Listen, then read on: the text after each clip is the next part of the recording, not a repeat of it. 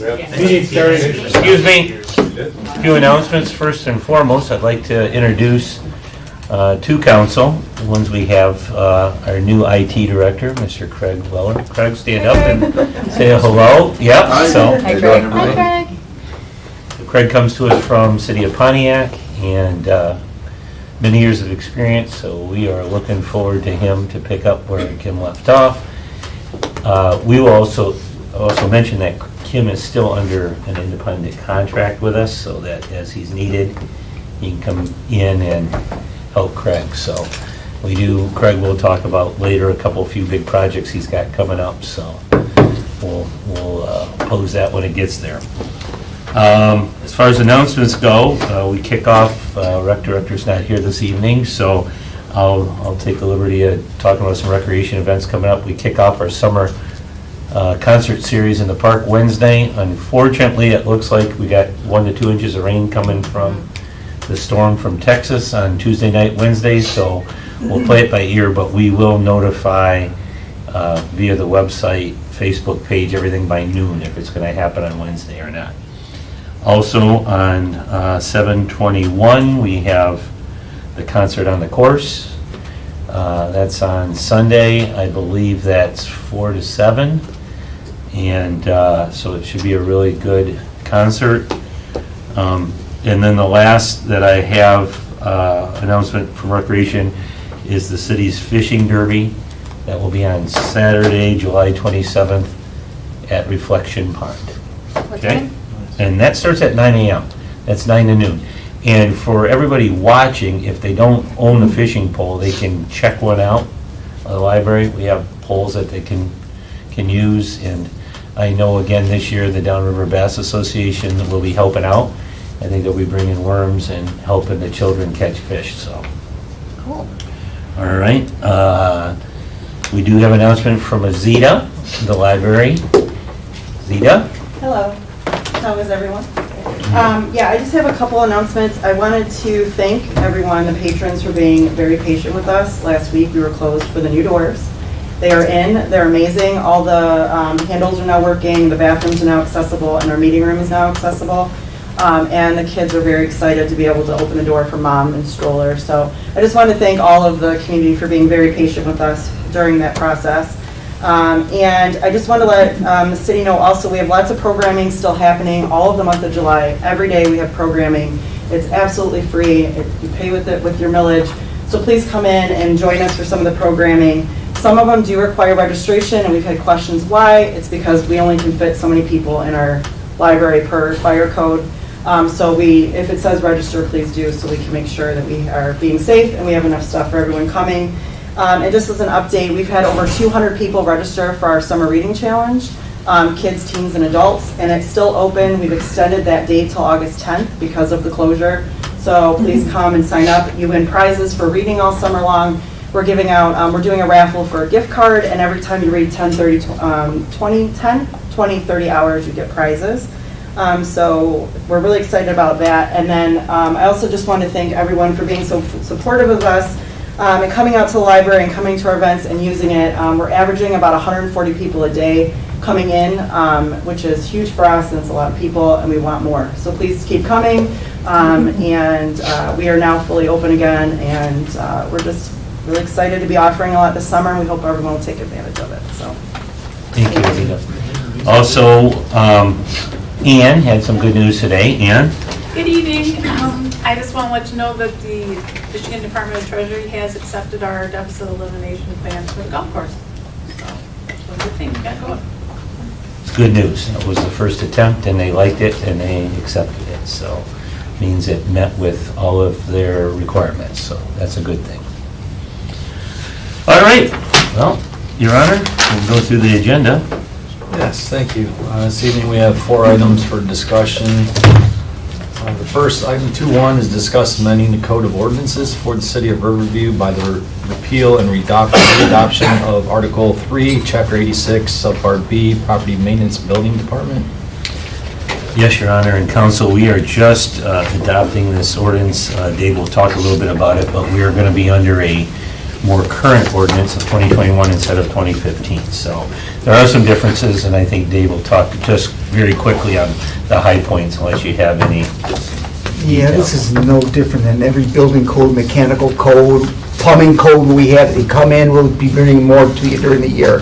The state adopted the 2021 version, we just want to keep up with it. And usually the changes are throughout the whole, like the property maintenance code, but there are a lot of little things. There's things about accessing property and how you can do permitting and, things like that. I know there's a requirement that they have to have a carbon monoxide detector that wasn't prior. Now it's a requirement. There was some talk about different ways as technology gets better, like covering pools or locking pools. So a lot of it keeps up with technology. A lot of it's just basic upkeep. They run into issues. It's that simple. We're just changing the number on it from 2015 to 2021. Any Update. specific questions for council on that one? That's pretty straightforward. Okay, then we'll jump into 2.2 then, Your Honor. 2.2 is discuss contracting with BSNA, Building Department Software for online permit capability in the building department. So, Your Honor, and a lot of times, a lot of the contractors and vendors are there trying to get their paperwork in order to pull the permit and get to the job site and the whole bit. This is just basically filling out an application of what kind of work they're going to do, submitting it electronically so we're paid up front, and then it could be a schedule for the actual inspection. So this is no approval online, but it cuts the trip to the city hall to start it, so. We get quite a few residents too that want to come in, that they ask if they can do things online. So this is just an added service. There is a cost on backup. It's the startup cost for the first year is $6,870. That's getting the system set up. It's sending a tech here for 3 days to get the system set up. After that, the fee becomes an annual service fee of $2,665. On top of that, there are some online charges. There will be a $3 charge per application, permit application that goes back to the BSNA. And there's also a 3% convenience fee to do the electronic payment. Can we up those to have it pay for itself? I guess Well, this is it a will. real program, we can talk it over, yeah. Yeah, I'm sure that we adjusted the fees accordingly. and Yeah. The convenience fee will be charged back because we do that. That's a credit card. Yep. It's a credit card fee, yes. So the $3 application fee, that's just a pass-through from BSNA, right? We're not upcharging on that to the residents? No, it's just or a anything, pass-through, filing an and what application? happens is it gets put on the permit fee, but we get charged at the end of the month for all the permits, $3, but it's a conduit. Okay. And like I said, it's just, I just thought we'd bring this to you. There's been a lot of discussion at the counter and things, so we thought we'd bring it to you and see. I've If we had should go multiple forward? people ask me if we could do those online. It's hard for contractors. They want to get on site by 8 o'clock and be done, be ready. So, yeah. We did move the water billing to online, and we saw a huge usage in that, so. So maybe that's a point just to bring to the table then. So if a contractor is filing an application on your behalf, then you would expect to see a $3 application fee, right? So they're not going to be marking you up to $10, or is that open to the contractors to decide? That's private, so the contractor for contractor. There's no way to police. For us, right? Yeah. But as residents, we might want to be paying attention that Yes, if there's exorbitant fees above that $3, Yeah. to have a talk with the contractor. and we could look in there to see if we can put that on the permit fees when it comes out, that the added fees are actually written on the receipt. Contractor paid $3, so he's not charging. That'd be great. So I can take a look at, I'm not that adept at it to understand if I can do it, but Just put it Yeah, on something your look list into of that, questions. just so Yeah. people are aware of what they're Sure. being charged for the permit yeah. application fees. Okay. Thanks, Dave. Any other questions? All right, we'll then get I'm to done. 2.3. Lucky. A little while. I'll be back. Yep, you will be. 2.3 is discuss the Rotary Club of Southgate's proposal to allow medicine drop-off boxes within the city of Riverview.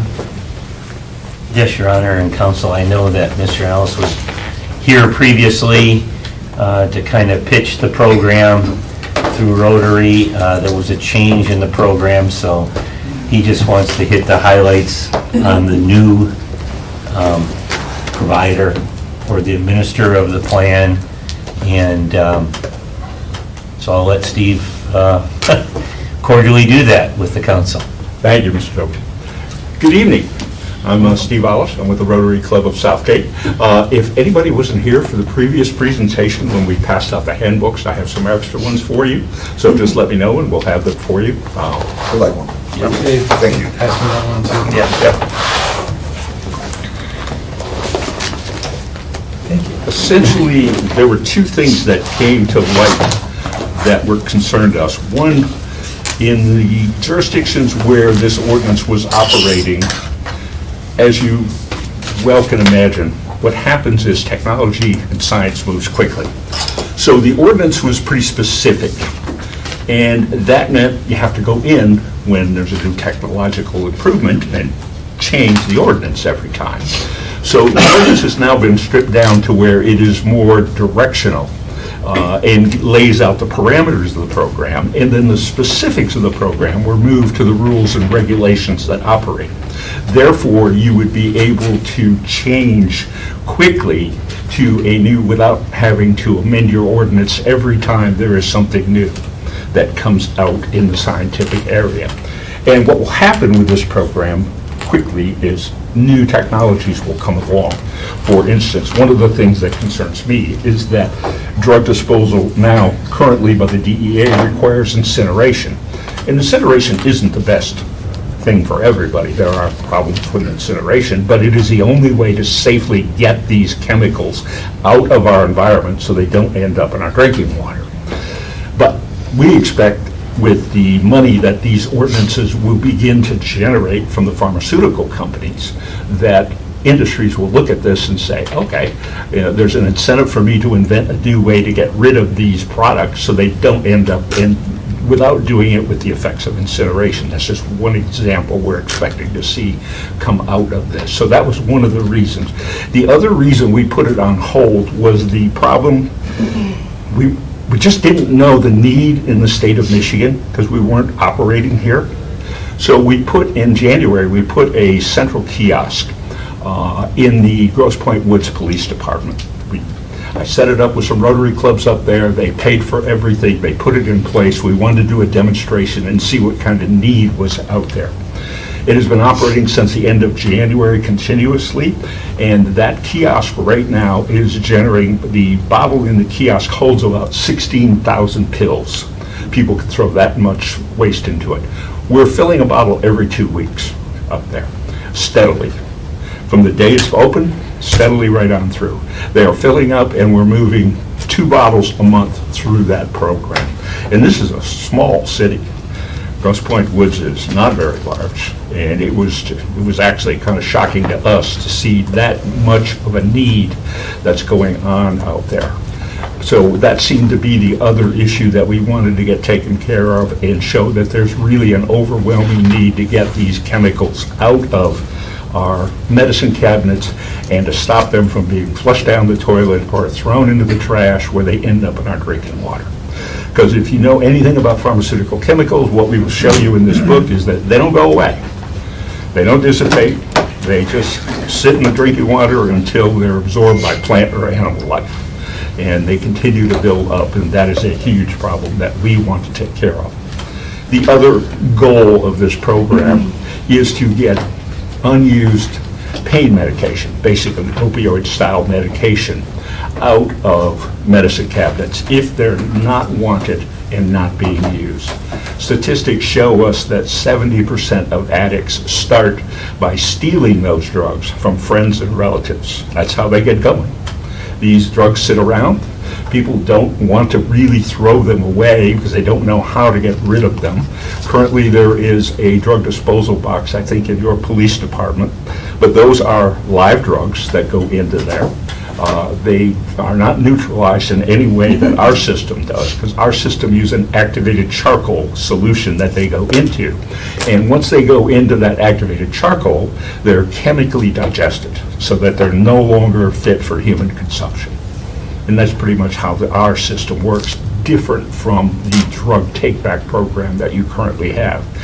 The other problem was our study showed that drug take-back is only about 7% effective across the United States. Very few people use it. It's inconvenient. A lot of people who have these drugs don't like going into the police department and dropping them off.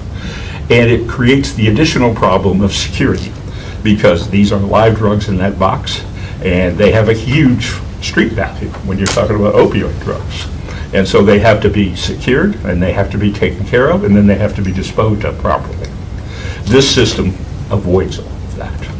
And this is the DEA-approved system that allows for drugs to be chemically digested and neutralized. And that's kind of the overview. I don't know how much more you want me to go into that. I don't want to take up too much of your time, but So when people go to drop these off at your system, like at my pharmacy, they have a drop box. correct. Where I go pick up medication, I have any old medication, I can bring it with me and drop it in there. We just throw the whole bottle in there, and it goes into the pharmacy for them to take care of. These, would people be opening their bottles and pouring them in, or how did they get that charcoal activation if they're bringing the bottle to this? Yeah, we don't want them to give us the bottles. You can't put them in the solution because the charcoal won't affect that. Right. So it is only the medication that goes in there. The other issue is. So they bring the bottle, dump it in your They bin? can if they want, or they can put the excess medication in a baggie and dump it in that way, a little plastic baggie and dump it in that way. The issue with the bottles are, a lot of times, there's personal information on those bottles. So you would be really reluctant to throw that away where somebody could get that personal information. So we would tell you not to do that anyway. Even if you're going to the police department or the pharmacy to dispose of this, don't throw the bottle in there if it has personal information on it. That's obviously an issue. And that's one of the issues with drug take-back. When they do drug take-back, they weigh the entire volume, and about 70% of the weight is in the packaging, believe it or not. So when they tell you they're picking up 10,000 pounds of stuff, about 70% of that is packaging. The rest is actual drugs. How many other cities around are currently using the system? Nobody is operating in Michigan yet, other than Grosse Pointe Woods, which is operating. They're looking at the ordinance right now because that bottle has to be paid for every time it is replaced. And the Rotary clubs are helping doing that. But we didn't expect it to be quite that big of a volume, but we're dealing with that issue. We think that's a good problem to have, actually. How much is each bottle? Sorry. The bottle runs about $500, but that includes not just the bottle itself, it includes the shipping and the incineration, because it has to be shipped back and incinerated to get rid of the content. So that's the entire cost for getting rid of it. And currently, we have one at the police, our box, the DEA. Are you planning to have multiple boxes in the city? That would be up to you. And The if we- advantage of this program or this particular kiosk is you can pretty much put it where you want, because there is no security risk. Currently, state law only allows drug take-back at pharmacies who register and police departments. Because I know last time we had this discussion, it was you guys chose where they were put in the city. That's going to be up to you. That was the other part that we changed in that, because that was an issue that some cities had, and we made that, it's going to be your person that you designate, your administrator that runs this program. They will decide where these go based upon who applies to have one. What programs are in place? Because I know if someone sees a kiosk where old medication is going with the opioid problem that we do have, what is stopping them from going in there? I know that they're in charcoal, I know that. Okay? But someone driving down the street who sees, ooh, medicine box, what's stopping them from destroying it and tearing it apart each time? Virtually nothing, Okay. especially if you put it unrestricted. Okay, They get broken sometimes. okay. The same, I think, as somebody dropping them off, being, Yeah, the Wow. issue with them is the drugs that are in there they're not fit for human consumption. The activated charcoal will attach itself instantly to any medication that it comes in contact with. And even if it hasn't chemically digested, it's going to affect you if you try to take it. Oh, I know. Very quickly. It will come out faster than it went in. have you presented this to a lot of other cities? And We are. That's my nobody's job. really gotten on board yet? Everybody's talking about it. You're one of the cities that we worked with that wanted to be on the front line of this, and from talking to the administration, that was the plan. So we came back to you, as other cities are now getting close to getting ready to go with their ordinances. We wanted to bring it back to you and give you the option to, if you want to be first, you're welcome to be first. Otherwise, somebody else is going to be first. So the amount for a bottle with shipping and everything else is around $500. Right. The advantage is in what, maybe, I'm sorry, you probably weren't here for the original part. You don't pay for any of this. That was my question. Yeah, all of the ordinance is set up to force these pharmaceutical companies to pay for all of this. So there is no cost to the taxpayer. There is no cost to the city. In fact, the amount of time that your administrator will spend on this is reimbursable completely. Currently, the rate is $365 an hour that they are paying to reimburse for the time spent administering this program. The program we currently have doesn't cost us anything also, correct? I don't know what your costs are. I think, to Council Member O'Neill's question, Chief, you said that we have some cost of a driver custody downtown? Just dropping it downtown. Yep. Correct.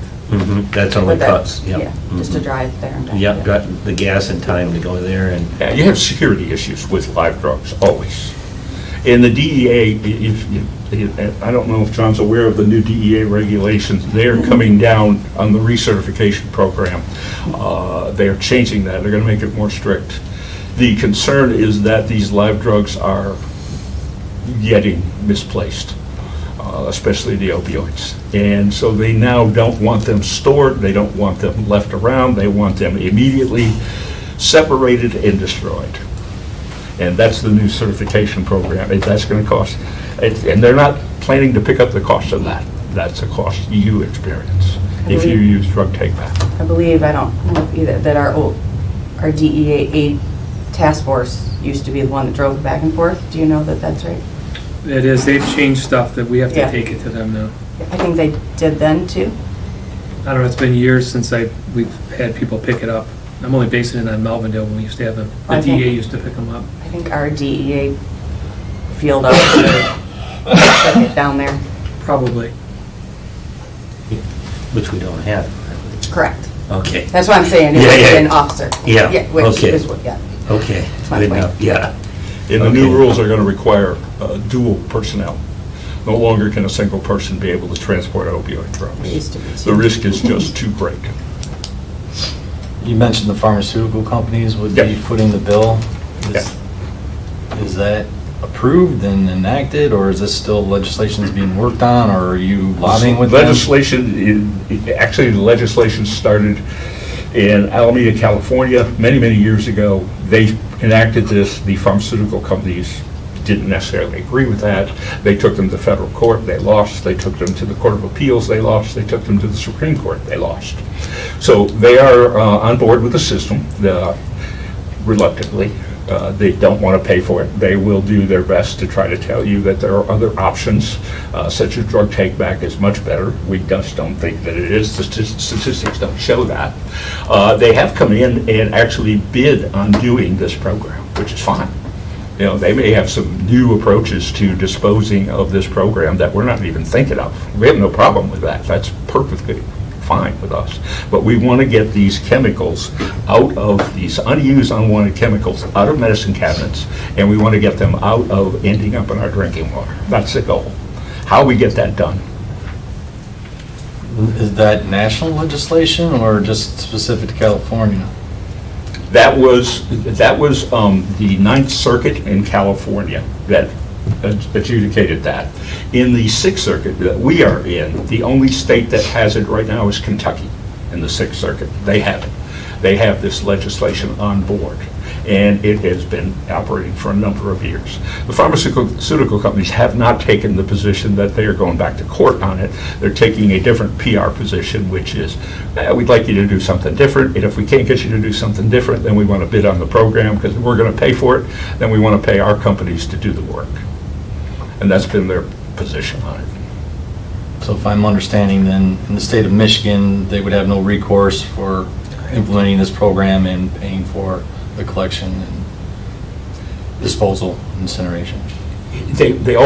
People always have the right to go to court, but I'll defer to your city attorney, and he can tell you how best that would be dealt with. But at some point in time, you keep going back to court with the same argument, you're not going to be happy with the results, because the courts get a If little tired. something like that of were to happen and it gets reversed, and the city would be responsible for paying for this, would the No, it's a Rotary? program that you would decide.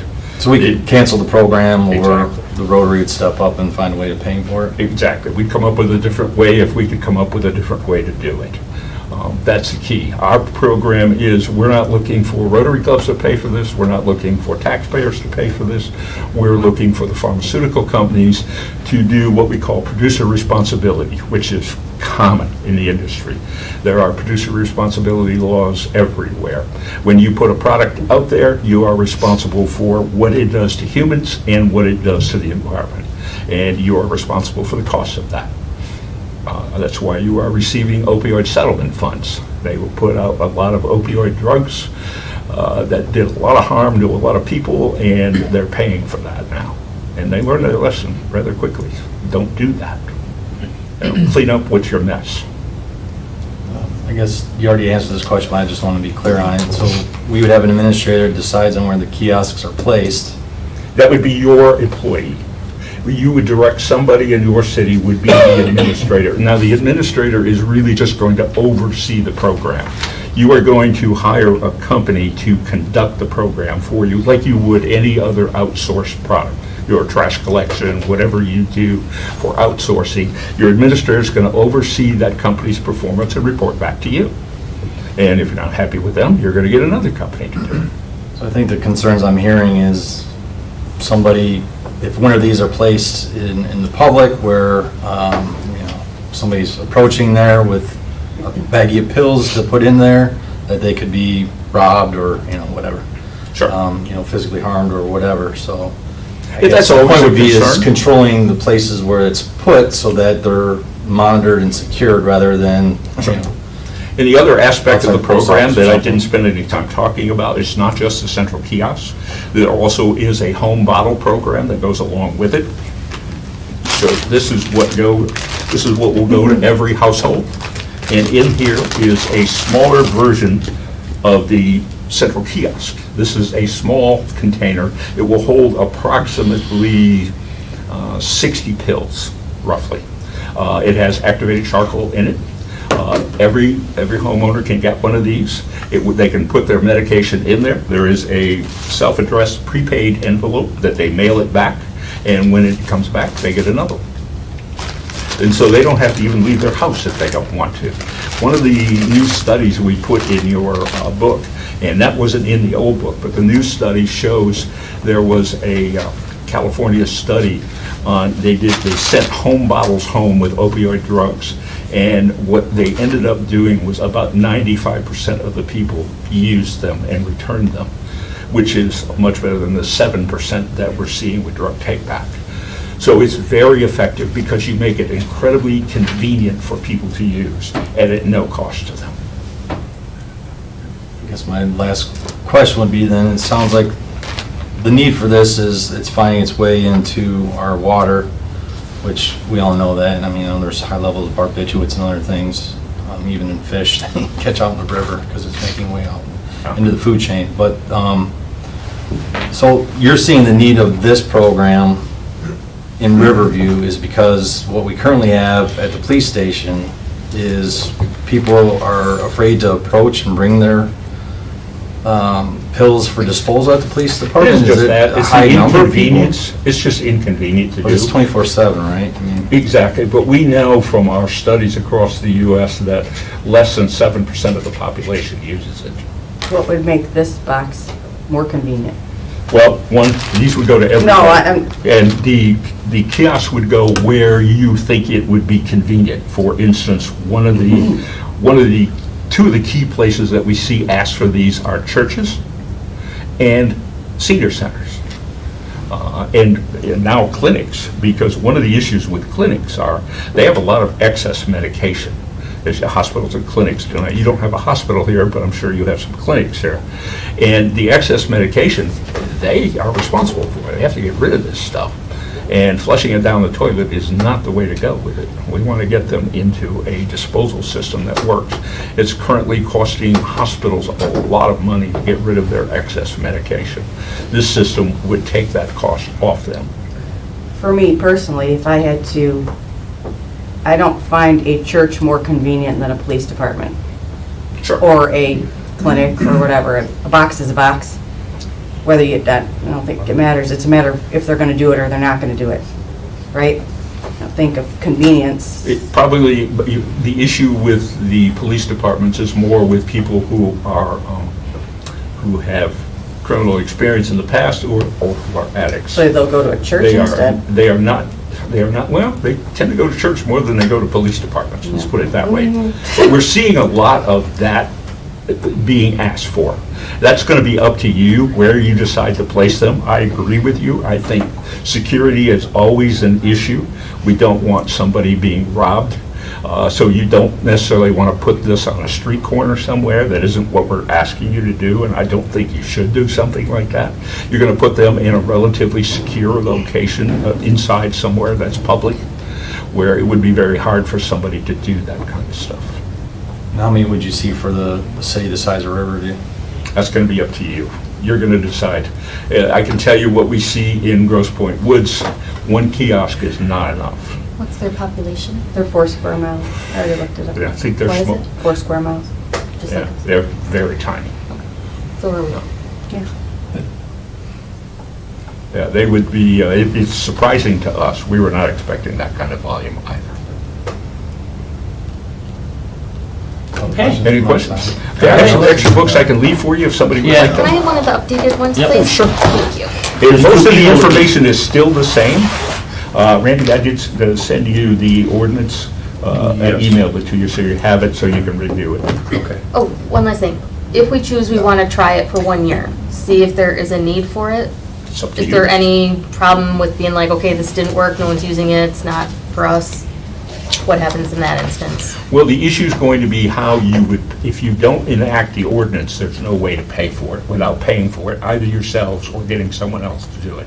And from looking at the use that we're seeing, I'm going to have a hard time talking more Rotary clubs into doing this because Okay. they're scraping the barrel to get the money to get this going. Of course.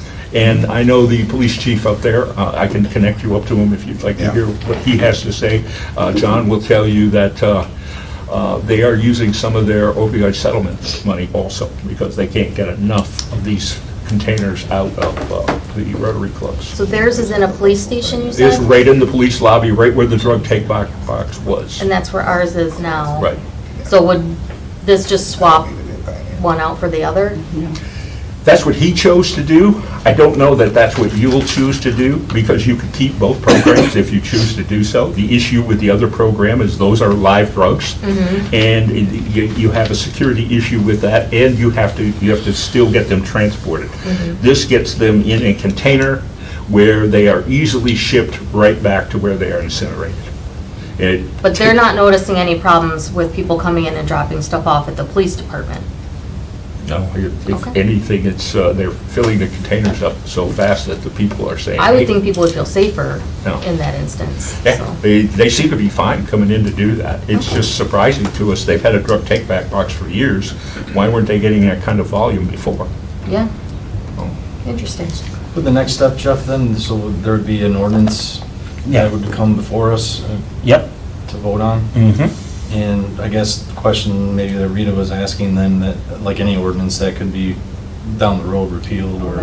Amended, yep. Oh, absolutely. Absolutely. And whether you actually enact it through the rules and regulations, that's going to be up to you. Just because you put the ordinance on the books doesn't mean that you're going to enact it. You're still going to draft the rules and regulations that operate it, and your administrator is going to administer the program at your direction. I just wanted to make sure that if, after a year, no one was using it and we wanted to end the program and change the legislation, that we weren't gonna get a bill, be like, oh, you had to do it for so long or so many years or anything like that. No. No, it is strictly, the pharmaceutical companies would be very happy if you end it. Okay. Because they're the ones that pay in the bill, not, no one else. All right. Okay, well, thanks, Steve. Appreciate your Thank you time. for your time. Have a great evening. Okay. Thank you. And All I right. apologize, but I don't wish to stay for the rest of your meeting. Have a good evening, thank you. Thank you. Thank you. Okay, Yes, Your Honor. 2-4, update for the special projects. Yeah, let's start with Sohio today. Good evening, everyone. The sewer lining is progressing very well. The sectioning program, we're waiting for insurance and bonds updates from the contractor before bringing it back for approval by the city legal staff. And the DTE gas replacement project is also going very well. The rest are all plan reviews that we're processing. Thank you. Dave Skirdo? Sure. Thank you, everybody. We didn't have too many major items. We are helping Areas Health still through the process to get their expansion in place. We do have a number of variance requests going to the ZBA in July they're providing guidance for, to get them all settled in.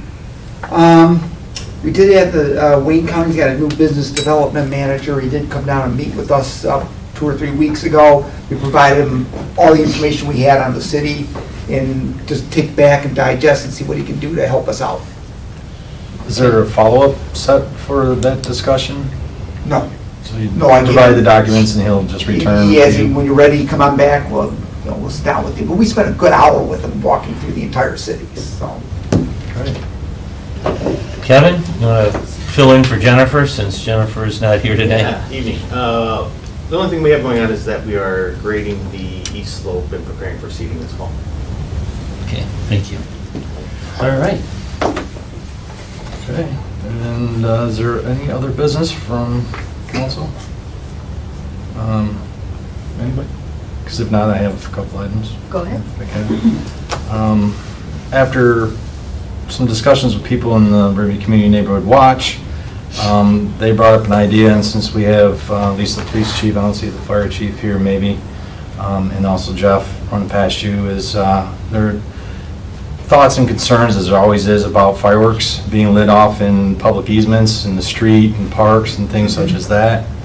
So an idea was generated to possibly have a approved place in the city park, maybe in YP Park, or maybe somewhere at the landfill, where residents could come and light off fireworks in a safe area, possibly turn it into an event with food trucks and, things of that sort, to try to get it out of streets and parks and other places. So obviously, Randy, there would be some legal consideration there if it's done on city property, which is already being done on city property. So what would happen if somebody's lighting off fireworks in the street and my car comes down the street and runs over it? Is the city at? My concern is, we got to think this through. Yeah, it's just an idea to bring forward. City-sponsored event that may have some inherent hazard to it, so we'll, I think Jeff will assemble us to review it and come back to you. Well, let's just see if it makes sense first, right? I mean, Sure. It was just an idea, legal and safety issues and also fire issues as well, because I know there's quite a show on my block every year, and the residents, neighbors complain about all the waste in their pools and yards, and that's going on their shingles. Some of us have older shingles. So just a thought of safety, that if it could be done in an area out of the way, where the fire department's attending, police department's attending, it might be something. And then the other one was, after a discussion with one of the other people I'm on committee with, I wanted to bring it forward to the council to see if maybe we come up with a committee, commission, any other type of city-run committee appreciation day for those people. Because a lot of people are on those committees, spend lots of hours free of charge. They don't charge, they just do it out of the goodness of hearts. But I think it'd be nice, even if it's just a day here at council where we bring them in, recognize with a piece of paper, or, I know we're trying to watch our spending and expenditures, but maybe even have cake or something like that. But just to recognize all the people that volunteer in the community. That's my 2 cents. Okay, well, that's it for other business. We'll open it up for public comments. think everyone's on the payroll. Okay. And if there's nothing else, I'll call for adjournment at 7:39. Okay. And, well, actually, You don't have to make a motion or anything, it's just, That's yeah. That's it. Do I have to? now we just, yeah, we're gonna dismiss everybody, yep. Dave is on his way. Okay, I was gonna good. say, did Yep, anyone I'm gonna text get some Robin? stuff out too. He was texting me. Good night, everybody, except for Kevin and Jeff Kenny. Trenton does that, or at least they did that, commission appreciation dinner every year. Community center. Good thing.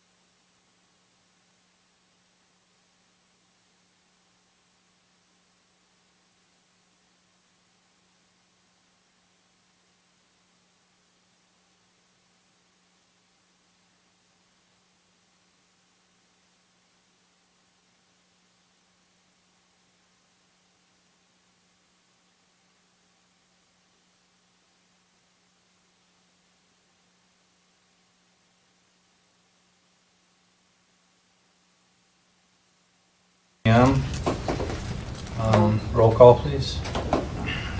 Councilmember Ganaga? Here. Councilmember O'Neill? Here. Councilmember Prey? Here. Councilmember Robbins? Here. Mayor Swift? Mayor Pro Tem Webb? Here. Councilmember Workman? Just let the record show that Mayor Swift and Councilman Workin are excused.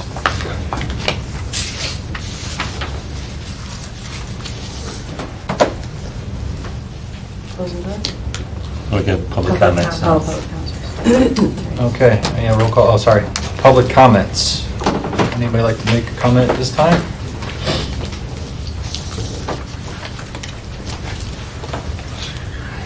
Ken Kyleman, 20243 Coachwood. Those of you who have been on the council for a while, this is a repeat.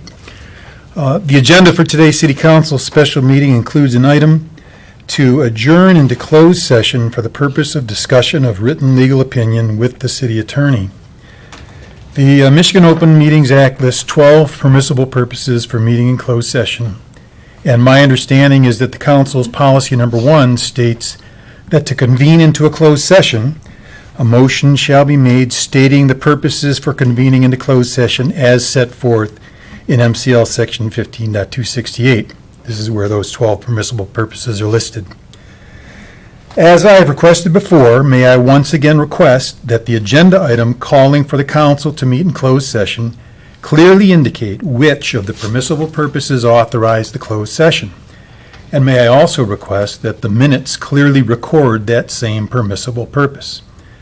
From the information that's included in the agenda, my layman's guess would be that today's closed session is believed to be authorized under the act by either E, to consult with its attorney regarding trial or settlement strategy in connection with specific pending litigation, but only if an open meeting would have a detrimental financial effect on the litigating or settlement position of the public body, or H, to consider material exempt from discussion or disclosure by state or federal statute. But the information given in the agenda does not lend itself to a clear identification of the permissible purpose of the closed session. Adjourn into closed session for the purpose of discussion of written legal opinion with the city attorney has been used in the past to justify meeting in a closed session, but I question its appropriateness unless it is exempt by state or federal statute and should so state, and I do not believe it satisfies the requirements of council's own policy number 1. Once again, I'm happy to have my understanding of the matter enhanced by those with greater knowledge and expertise than I have. Thank you. Mr. Conlon, I forgot, could we get your address for the record, please? 20243 Coachwood. Thank you. It's in there somewhere. Thank you. All right. Okay, so then I need to adjourn into a closed session? Is that the next Mhm. procedural step? Yep. Okay. No administration, so yeah. And the motion could include subsection H. Of Okay, the so reference what's the statute. procedure then? Do I call for a motion or? Yeah, you need a motion. Okay. So moved. Support. Okay, all in favor? Aye. Aye. Anyone opposed? Motion carries. Okay, thank you.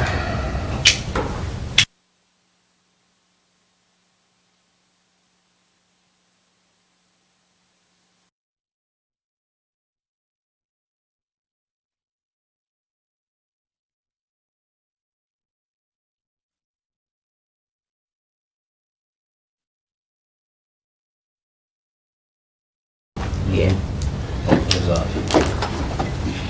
I'm not sure what